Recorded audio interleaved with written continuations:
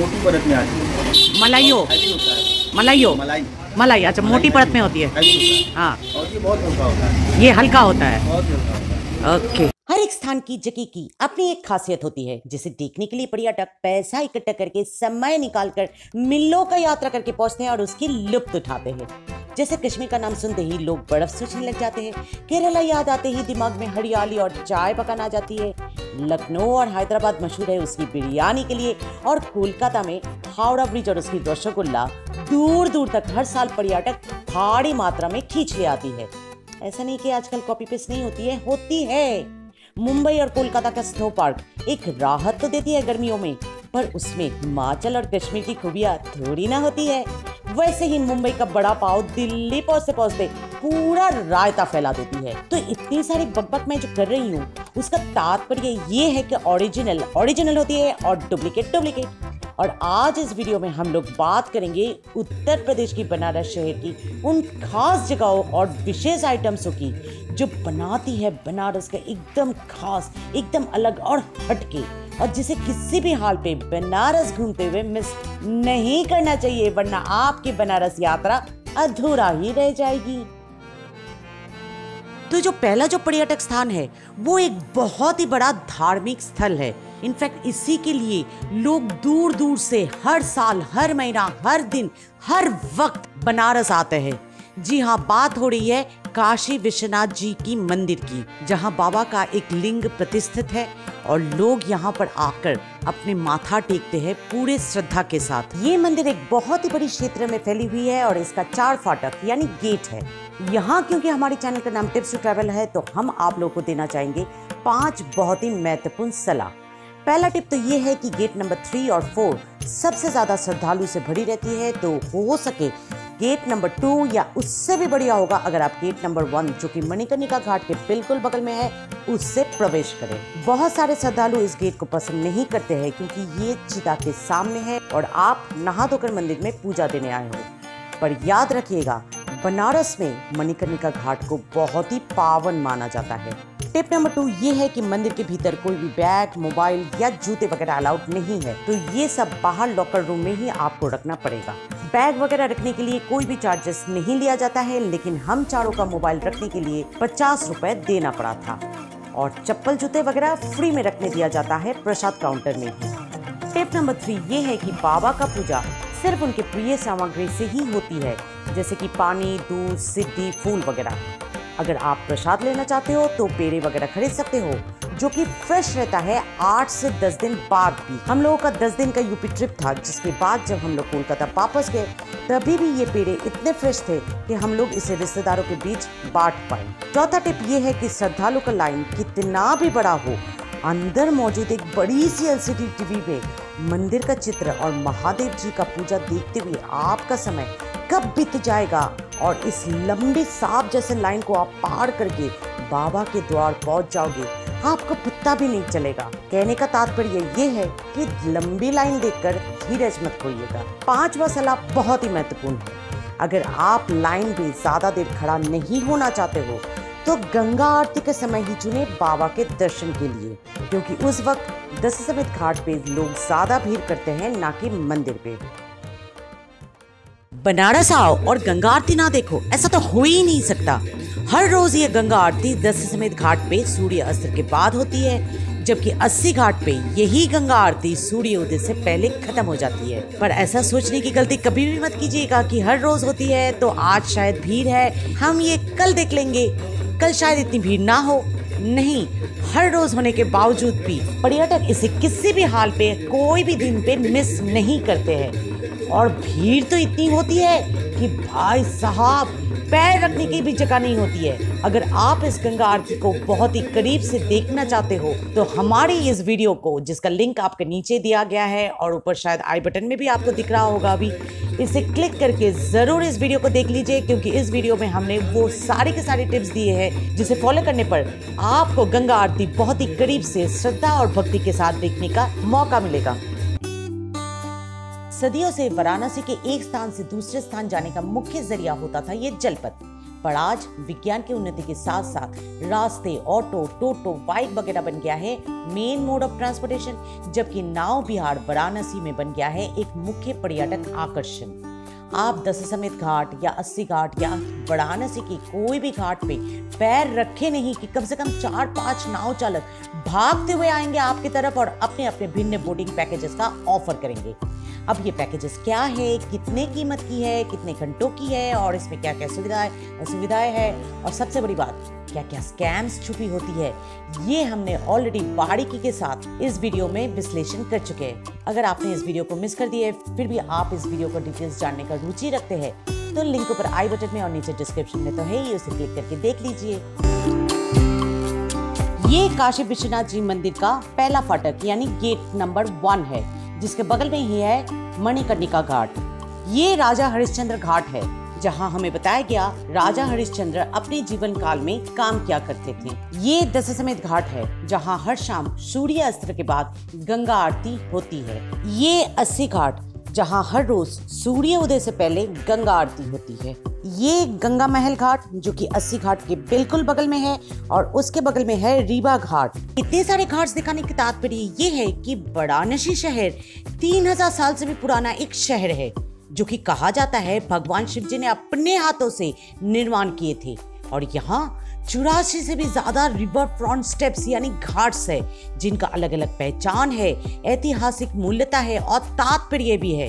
अगर आप इन सबको एक्सप्लोर करोगे during your stay in Varanasi तो आपको एक फर्स्ट हैंड ज्ञान मिलेगा बनारस की इतिहास का। अब तक हम बनारस की उन जगहों पर घूम रहे थे जो मन की शांति देती है, जो ऐतिहासिक ज्ञान देती है, पर दिल की शांति का क्या? बनारस आए और बनारसी साड़ी ना खरीदे, ऐसा तो हो ही नहीं सकता। तो चलिए मेरे साथ, दशाश्वमेध घाट के बगल में ही है दशाश्वमेध रोड और उसके बगल में है लक्स रोड और इन दोनों रास्ते में ही अनगिनत शोरूम्स है बनारसी साड़ियों का।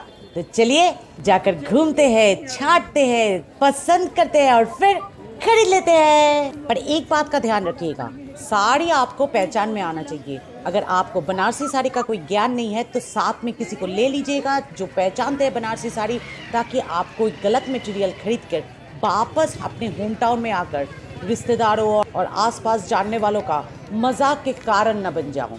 और टिप नंबर 7 ये है कि बार्गेनिंग इज मस्ट। और 8वीं सलाह आप लोगों के लिए ये है, किसी भी ब्रोकर के हाथ पकड़कर शोरूम के अंदर मत घुस जाइए, क्योंकि तब आपकी साड़ी में उस ब्रोकर का कमीशन भी जुड़ा जाएगा और ऑब्वियसली आपका साड़ी का कीमत बढ़ जाएगी। डायरेक्ट शोरूम में घुसिए, अपनी पसंद कीजिए और अपने हिसाब से बार्गेनिंग करके अपना साड़ी खुद खरीदिए। काशी चाट भंडार, इस जगह को तो किसी भी हाल पे अपने बनारस ट्रिप के दौरान मिस नहीं करना चाहिए। भीड़ देखिए अपनी, इतनी छोटी सी दुकान, उसके लिए 2 पुलिसमैन तैनात है इस क्राउड को संभालने के लिए। हम लोगों ने यहाँ पर खाए ये समोसा चाट, ये दही हल्ला और ये टमाटर चाट।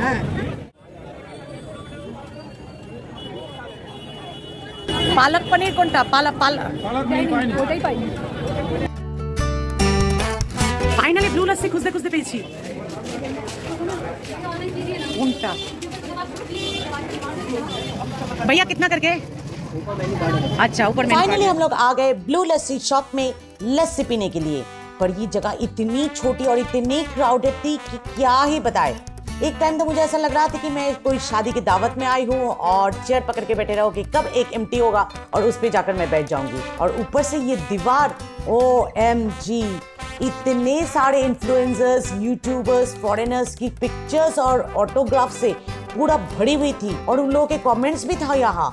मुझे तो लग रहा था देख करके अगर शॉप ओनर अगले 10 साल तक अपना शॉप का पेंटिंग ना भी करे तो भी चलेगा। पर एक चीज मैं यहाँ पर आप लोगों को कहना चाहूंगी कि हमने यहाँ पर 4 किस्म की लस्सी पिए, पर एक भी लस्सियों में हमें वो खासियत नजर नहीं आई जो अमृतसर की हर एक दुकान की लस्सियों में पाया जाता है। हमारा ये मानना है कि ये ब्लू लस्सी शॉप कुछ ज्यादा ही ओवररेटेड है बिकॉज ऑफ दिस इन्फ्लुएंसर्स। अब आप कहोगे तो मैंने इसे अपनी बकेट लिस्ट में क्यों डाली? मैंने इसलिए डाली कि ताकि आपको कहीं और से पता चले कि ब्लू लस्सी जैसा कोई शॉप है, फिर भी हमने इसे अपने लिस्ट में नहीं डाला तो आप कंफ्यूज हो जाओगे। इसीलिए मैंने ये अपने बकेट लिस्ट में डाला, आप लोगों के सामने पेश किया और उसके डिफेक्ट भी आप लोगों को समझाया, ताकि आप लस्सी पियोगे कि नहीं पियोगे ये आप तय कर पाओ। और एक बात, ब्लू लस्सी का दुकान अवस्थित है मणिकर्णिका घाट की तरफ जाते हुए इस नैरो गली के भीतर, और ये इतना ही नैरो है जैसे कि अभी आप देख भी पा रहे हो कि जब यहाँ से शब गुजरती है ना तो वो ऑलमोस्ट आपको छू कर गुजरती है। और ये बात हो सके तो आप ब्लू लस्सी अगर आप आना चाहोगे ये बात दिमागी तौर पर प्रस्तुति रखिएगा। एक टाइम था कि बनारस में आप 2 पैर चलने की आपको गाय भैंस गोबर ये सब मिल ही जाता था, पर आज के तारीख में ऐसा बिल्कुल भी नहीं है। बनारस में आपको गाय भैंस या गोबर तो कहीं पर मिलेगा ही नहीं, बहुत ही नीट एंड क्लीन शहर है। पर हाँ, आपको भैंस का दूध जरूर मिलेगा, जो कि आपको बनारस टूर के दौरान किसी भी हाल पे मिस नहीं करना चाहिए। गरम गरम भैंस का दूध, क्रीम और केसर और बादाम वगैरह डालकर केसरी दूध 25 रुपए का। कितना? 25। अगर भैंस का दूध बहुत ही फेमस है बनारस में, तो उस भैंस के दूध से तैयार किया गया रबड़ी और मलाई वो भी तो बहुत ही स्वादिष्ट है। किसी भी हाल पे इसे मिस मत कीजिएगा, जरूर से ट्राई कीजिएगा। ये क्या है? ये रबड़ी और ये लस्सी। ये लस्सी लस्सी लस्सी लस्सी रोपतिलो मलाई रोज वाटर और रबड़ी। सिर्फ 50 रुपए में आपको बनारस में भिन्न फ्लेवर की लस्सी और रबड़ी मिल जाएंगे।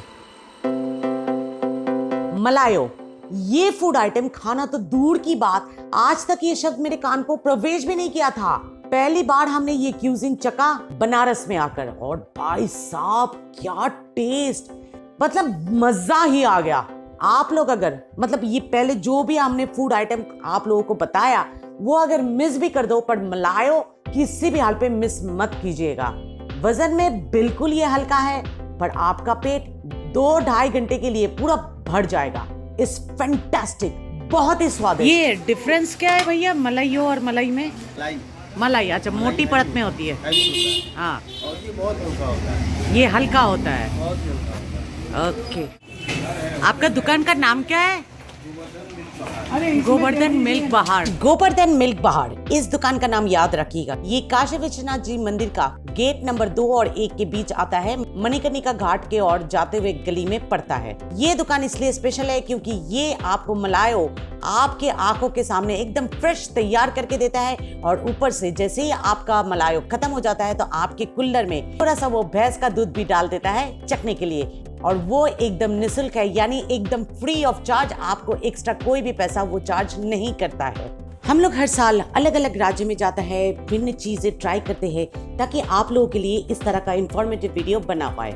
और ये मेहनत तब रंग लाती है जब आप लोग हमारे वीडियो को प्यार देते हो, इसे लाइक करके, इसे अपने दोस्तों के साथ, अपनी जान पहचान वालों के साथ शेयर करके, और हमारे चैनल टिप्स टू ट्रैवल को सब्सक्राइब करके इसी तरह प्यार दीजिएगा इस वीडियो को भी, इसे लाइक और शेयर और सब्सक्राइब करके। Last but not the least, Banaras के किसी भी स्थान से किसी और स्थान पे जाने के लिए हमेशा कोशिश कीजिएगा इस इलेक्ट्रिक रिक्शा को हायर करने का।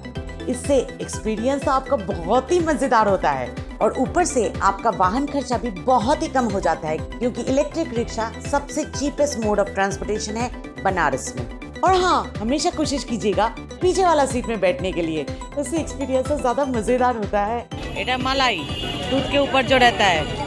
अच्छा, আর এটা হচ্ছে তোমার রাবড়ি। ওকে,